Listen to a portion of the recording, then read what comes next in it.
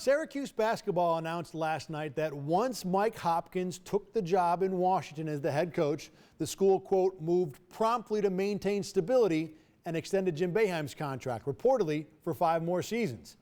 I think it probably happened the other way around. Jim Boeheim calls all the shots at Syracuse, a privilege he earned long ago. If he wanted to leave, he'd be leaving, and the press release yesterday would have been about a search for a successor.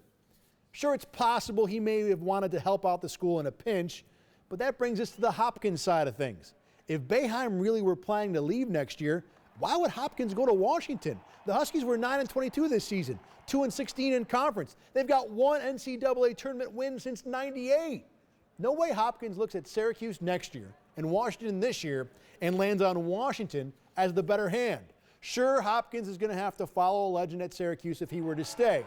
But legends also usually leave the cupboard stocked with talent. In the end, it's probably good for everybody.